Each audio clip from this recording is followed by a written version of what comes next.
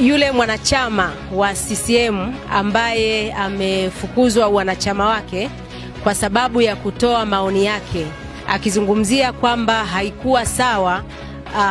mchakato mzima ambao ulifanyika ndani ya chama chao kumpata mgombea uraisi, kumpata makamu mwenyekiti wa chama chao. Nataka niseme kwamba yule kiongozi nimemsikiliza vizuri, na hivi karibuni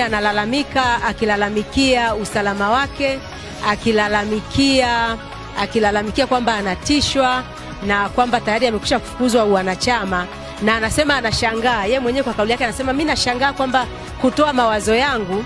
nafukuzwaje, natishiwaje. Ambacho amesahau, sisi wapinzani, Chadema, ACT na vyama vingine vya upinzani, yamekuwa ndio maisha yetu, kwamba ukitoa maoni yako, ukitoa mawazo yako, ukikosoa, ambayo ni demokrasia ya mtu kutoa mawazo, lakini ukikosoa unaishia kutekwa, wengine wanaishia kuuawa. Kwa hivyo anavyoshangaa, nataka nimwambie kwamba hapaswi kushangaa, anapaswa arudi nyuma kidogo, aangalie ni namna gani vyama vya siasa vimekuwa vikitendewa katika taifa hili, na kwa haraka aungane na sisi kupigania